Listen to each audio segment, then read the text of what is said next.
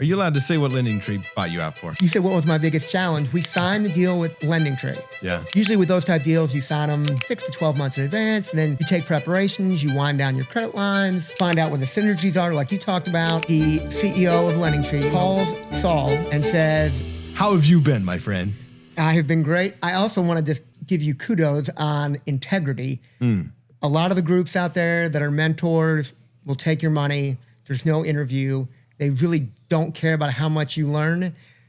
This group is not like that. Thank you for that, man. This group's not like that. The Schlags are not like that. I'm so glad you guys do stuff like that because it shows your character. Thank you for that. And that is not usual in this business. It's interesting you say that.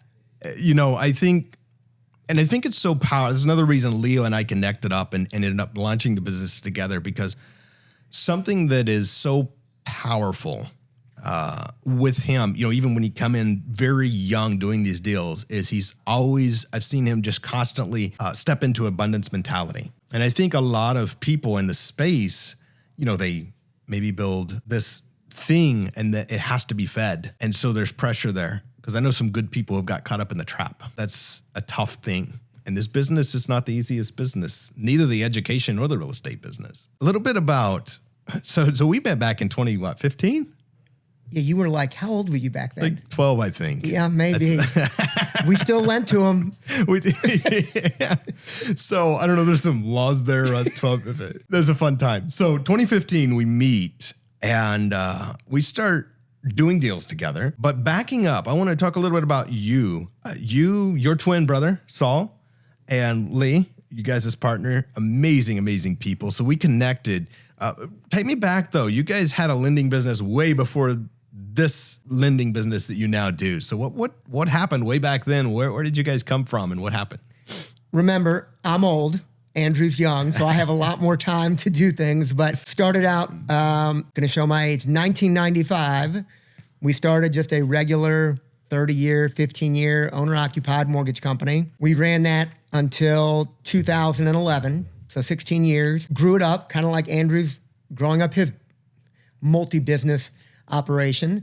And then we sold it in 2011 to LendingTree. You guys may have heard of LendingTree. And we were looking for something else in our wheelhouse. A couple guys just asked me to lend them on like a house or two. And I'm like, I'll do that.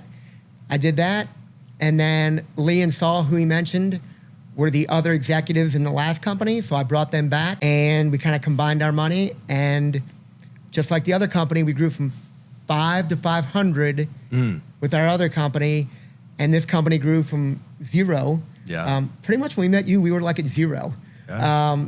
And now we have 18 million, about 125 loans out in Louisville and surrounding areas.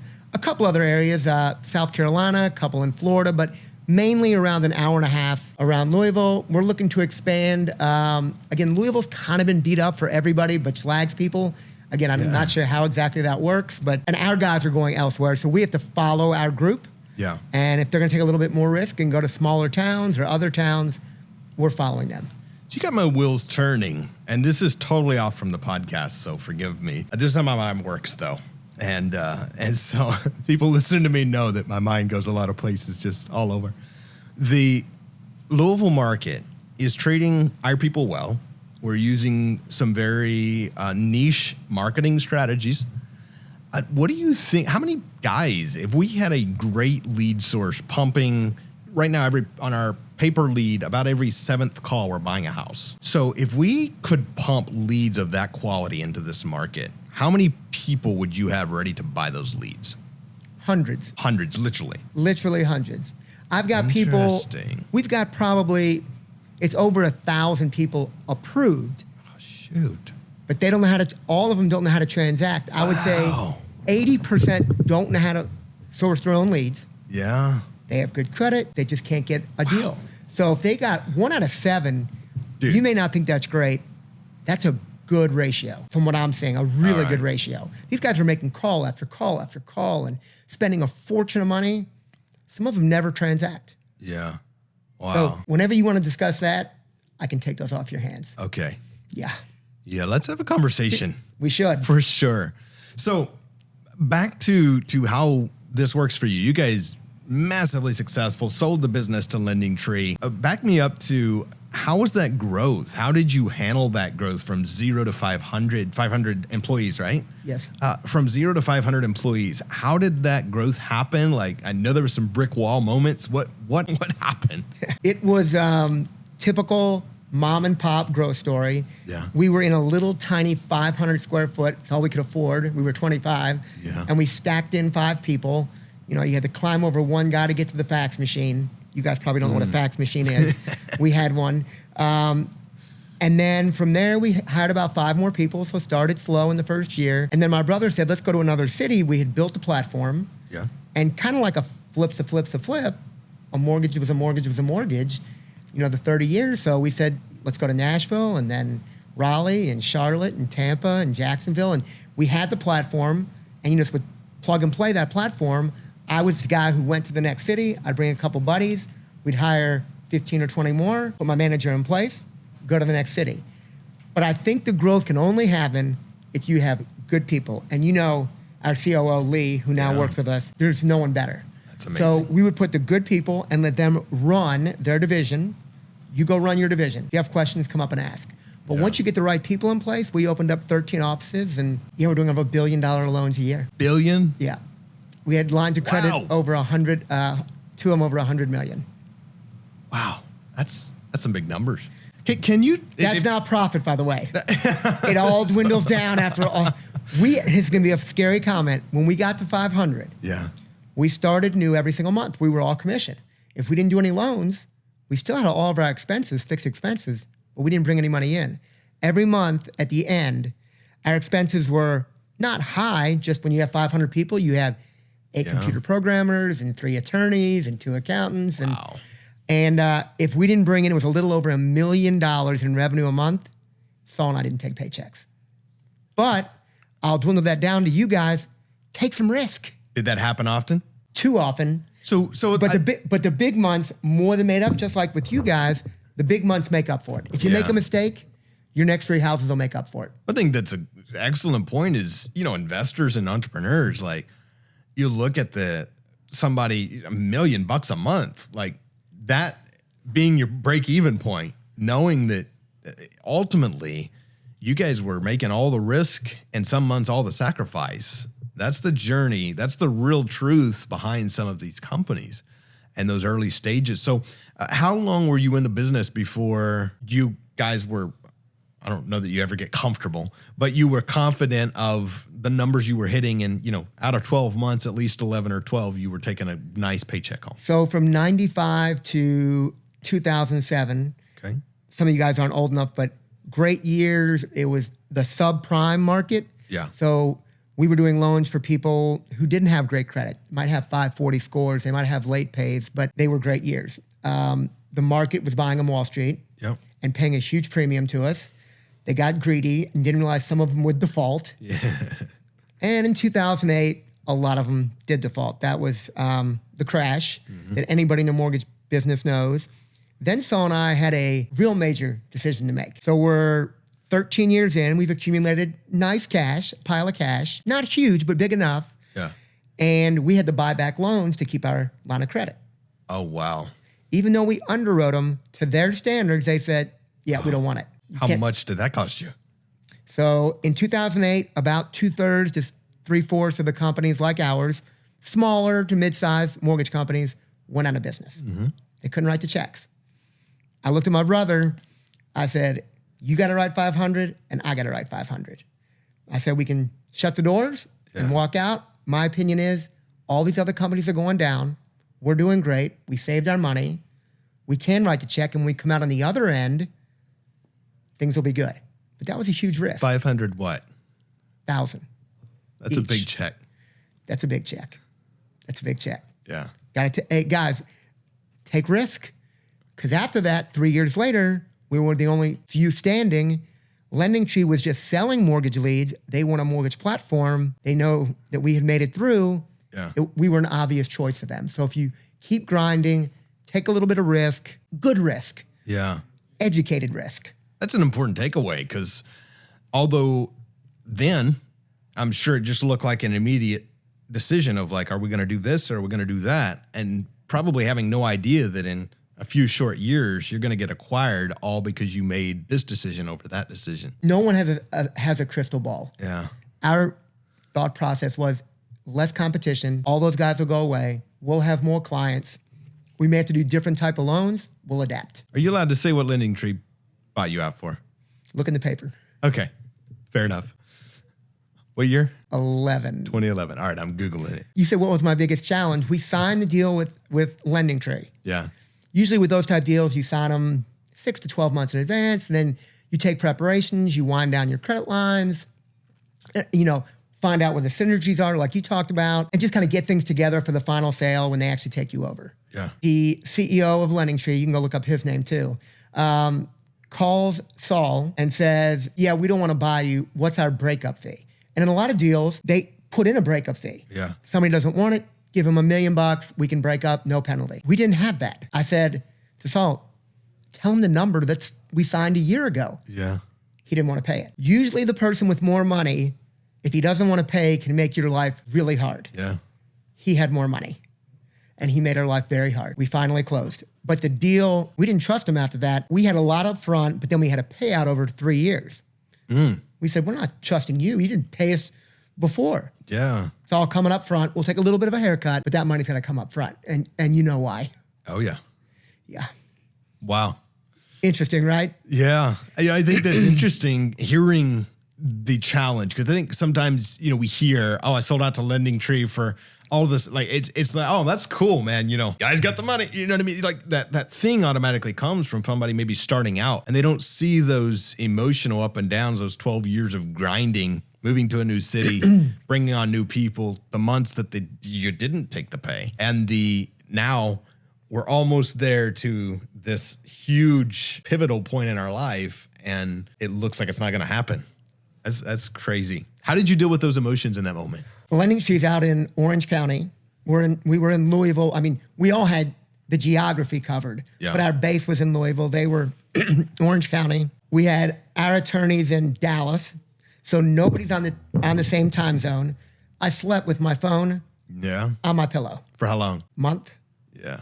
Who knew when they want to start negotiating again and you want to be on that phone call? Yeah.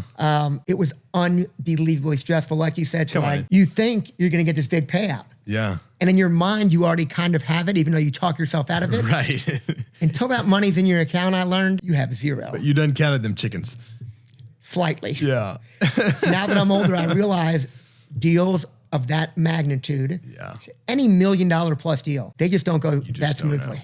Yeah.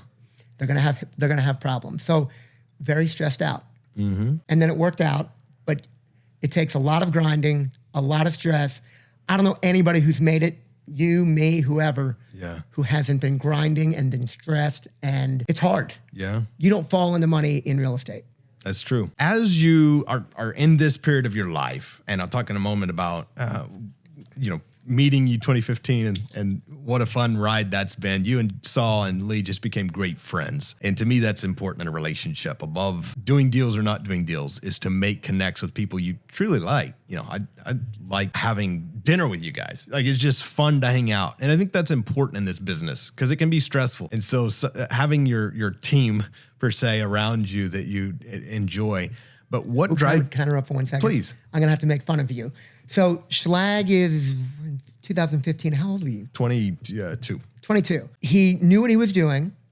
He had a great skill set for real estate. Calls me. I'm 15, 40 something, 45-ish. Yeah. I've got a 22-year-old kid, and he says to me, I need you to come up to Evansville. Remember, you were living in Evansville. I did. And I'm thinking, you know what? This guy knows what he's talking about. I'll take the couple-hour drive.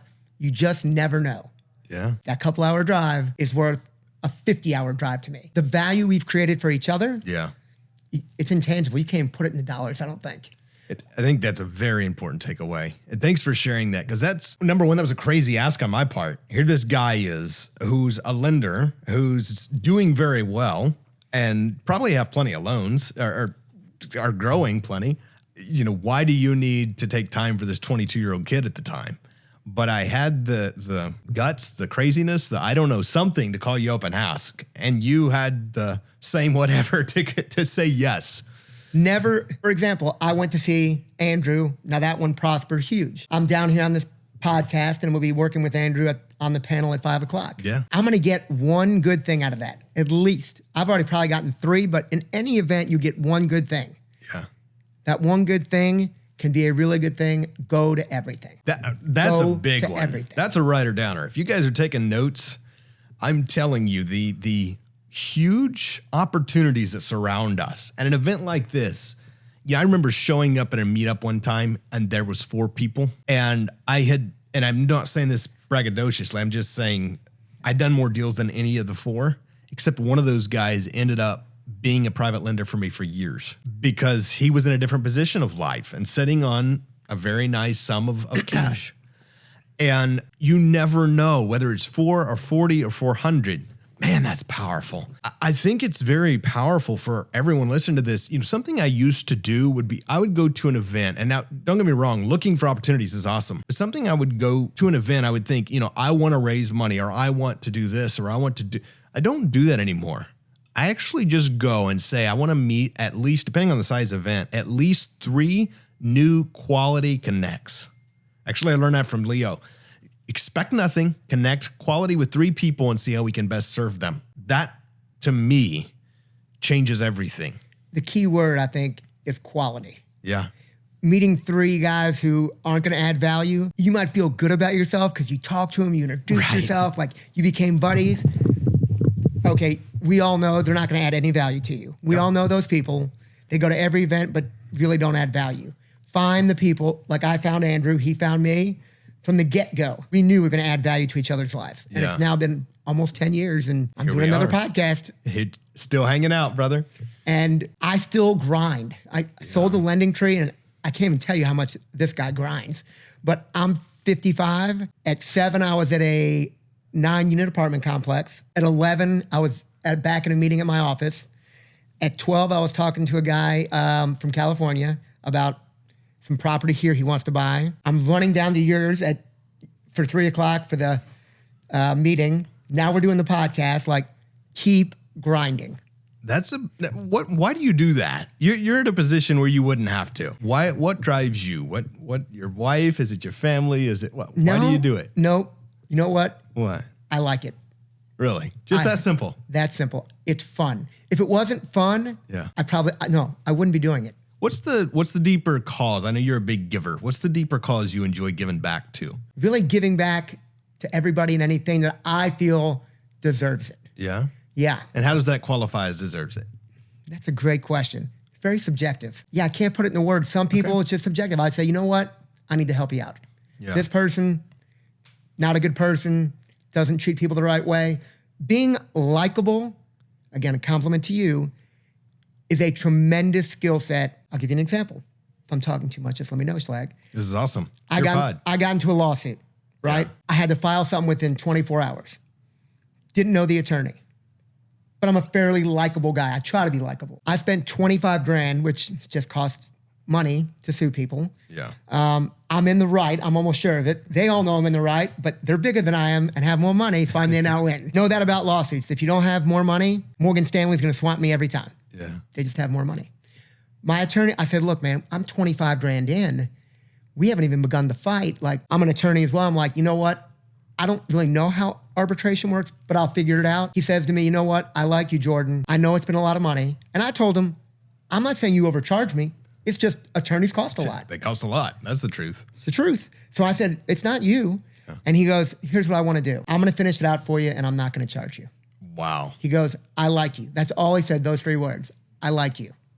I don't know the guy. Never met him. Powerful, though. Saved me money. I look good in front of him. I look good in front of his firm. And hopefully, I won't spend, $50,000. Probably double that. It would be 100. If he worked on it, it'd probably be $100,000. That's a lot to spend if you don't know you're going to get anything in return. Yeah. That could be money that's just out of your pocket. Now, you mentioned you being an attorney. How many years did you do that? Went to law school, and then I practiced for about 4 years at a firm here in Louisville. And has that served you well? Would you do that again if you had to do over? Counterintuitive. It does serve me well. Yeah. But I think I would go to business school before law school. Very cool. And why is that? Law is kind of boring. Okay. reading through 35-page documents that are all saying now, therefore, in consideration. I'm like, oh my God, first day, I'm like, what am I reading? I understand that. It wasn't dynamic enough for me. Yeah. I wanted to be involved with something that was more dynamic, with energetic people. Law firms are kind of stuffy, stiff, and not fun. Yeah. So my brother said, come on over, let's do a mortgage company. I took a risk. Give it a shot. Gave it a shot. My parents were like, man, you did well in law school. You got a good job. I literally was making, now this is in 94, I was making $44,000. I thought I was the king. Yeah. 44,000. That's awesome. A few years ago. Yeah. And then I just took a chance with my brother and I said, I want to be all commission. I don't want you to give me anything. I'd help him start it as the attorney, but I wasn't part of the mortgage company. I said, let me beat everybody before you give me anything. And I seriously did want it like that. Yeah. Or you get nepotism. That feels good, man. On the other side. When you beat everybody. You've got it. And they can't say anything because you keep winning. But man, it's hard to win every single month. I had to go against Lee. Yeah. That's a tough cookie to beat. That's a tough cookie to beat.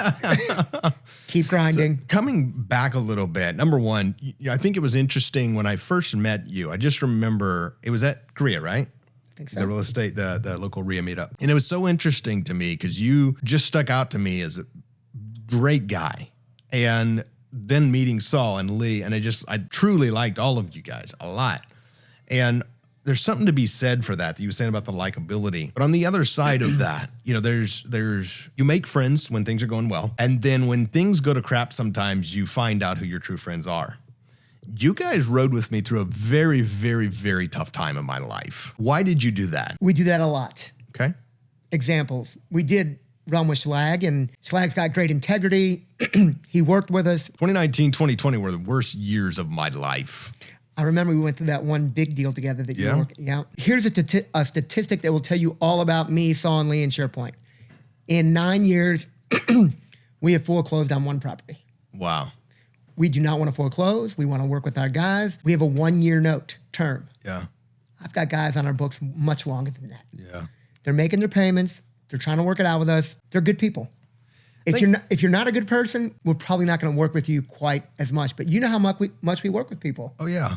That was powerful because I remember, making that mistake when my cash flow was tight and I attempted to sell many millions of dollars of properties and crap went wrong, got rushed through without my attorney's approval. And millions of dollars was swept out from it. It was ridiculous. And I remember going through that time and, as you're trying to maintain your integrity and do everything right and keep every commitment and do everything you can, some people beat you up and some people you feel like they're there expecting you to keep your word and walking with you through it.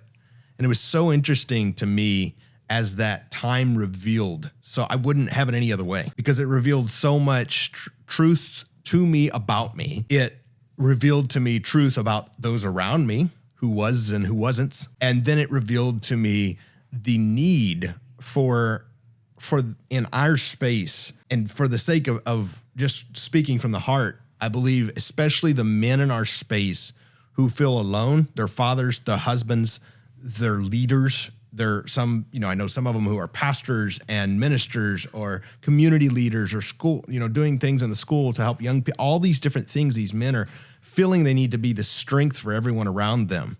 And when they go through that crap, they feel so alone. Had have I not gone through that time, feeling that so heavy, I don't think I would be probably sitting here today in the way we are. Me too.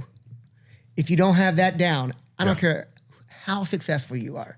I've had my downs. You've had your downs. Everybody's had their downs before. Everybody's lost money on a property. Yeah. The big guys in town who we lend to, they lose money on property sometimes. They just keep chugging along. They keep grinding. And you will find out in the bad times, I agree, who's with you and going to stand by you. So when you have encountered that at very high levels, the higher the levels, the higher the devils, how have you managed that? So what's your go-to? Managing Managing the stress of the downs. How do you manage that? What's your go-to? I grind. Okay.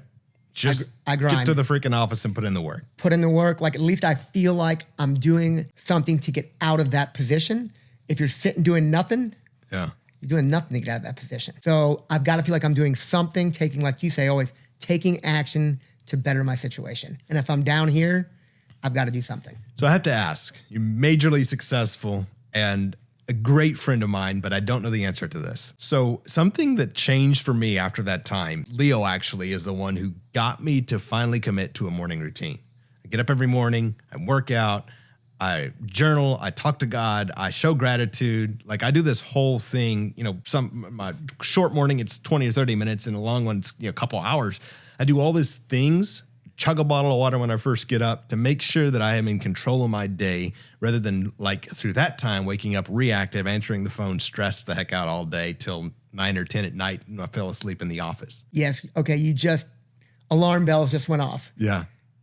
I do what you do. Mm-hmm. I'm structured. Yeah. Not stiff about it, but structured. I'm a worker-outer. Yep. Now you're a worker-outer. Yep. So I get up. I want to get everything moving. I do about 30 minutes of cardio, chug my water, just like you do. Now I'm fresh.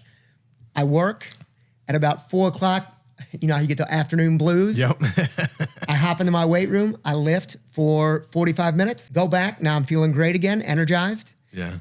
Work till whenever you get done. But it's kind of good to break it up like that. I found your mind, if you just sit there for hours upon hours looking at things, like this is different. This is dynamic. Yeah. But if I'm looking at loans for hours on hours and hours, like Headache.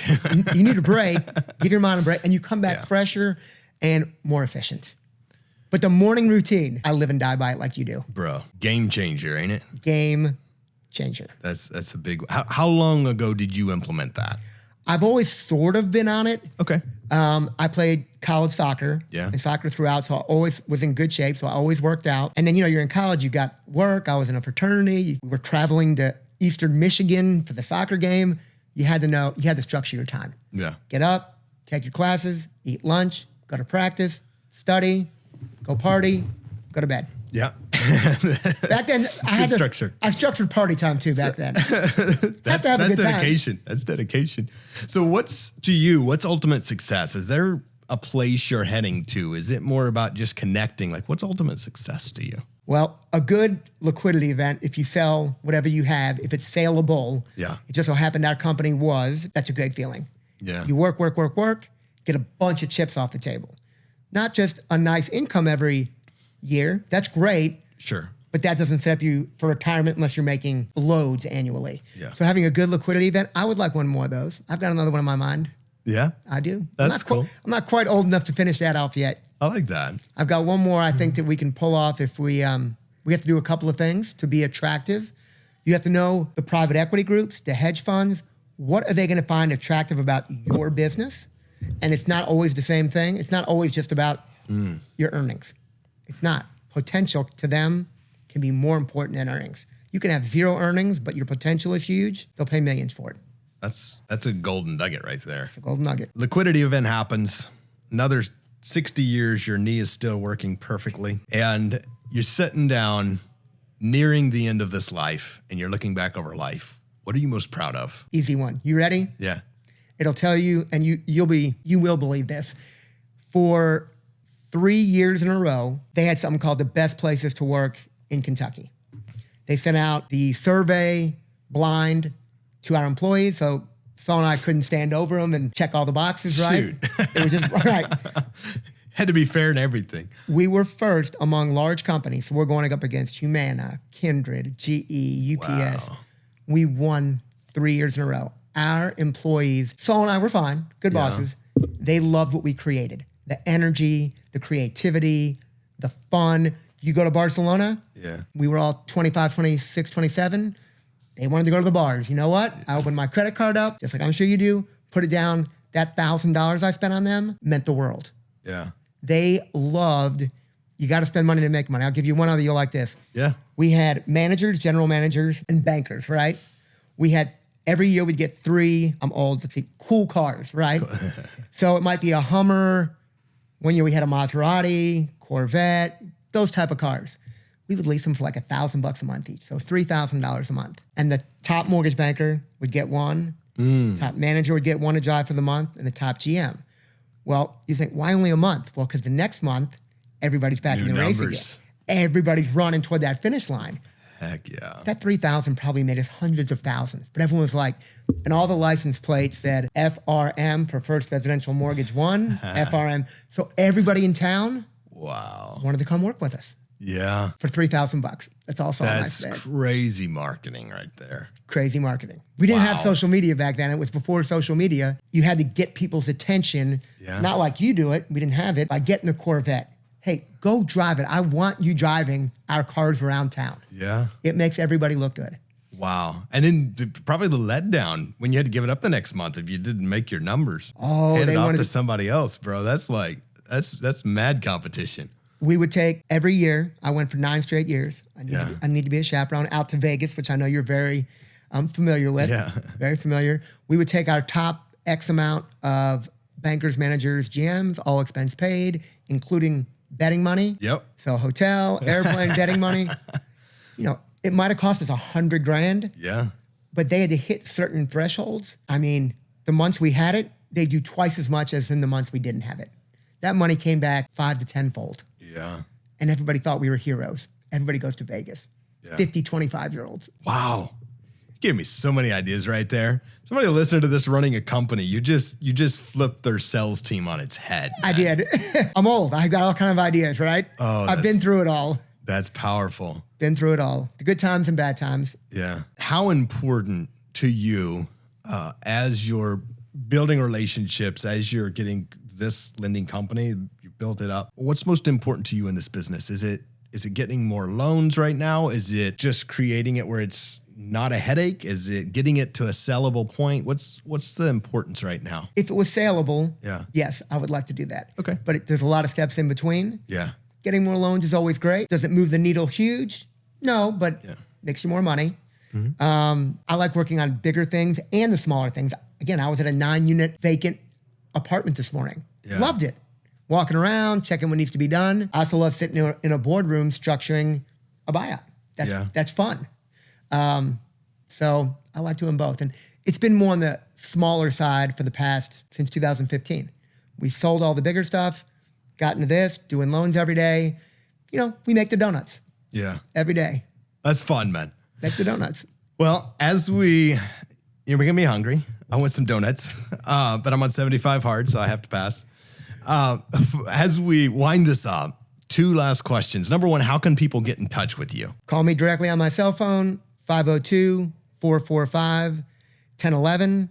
And Saul and Lee, my 2 partners, you can call their cell phones. I'll get them to you. Perfect. So you're always talking to somebody who can make a decision. You're never going to call and somebody's going to say, let me go talk to the boss. Yeah. You're talking to one of the 3 of us. So that's a heck of an offer. Good. So they can call you. We'll post Saul's and Lee's information too. And then what's the final word? Somebody's watching this. They're working on their business. They feel like they're against a brick wall sometimes. What's your message to them to inspire them right now? For somebody who's never done a deal, if you make no money on your first deal, you've made money on your first deal because you have learned what you have to do, and to quicken that learning curve and shorten it is huge in the real estate business. I see people who've been in it for 2 years, haven't learned anything. Yeah. People who are getting their toe in the water, not worried about making 50 grand on their first deal. Let's make 10 or 20, but learn it. Those people are now doing 4, 5, 6, 7, 8 deals. Yeah. They've gotten efficient at it. They know what they're doing. They can handle it. That's powerful. Thank you so much for sharing all that, Jordan. So good being with you. Thank you, man. Andrew. And always fun. We need to do this again sometime. Anytime.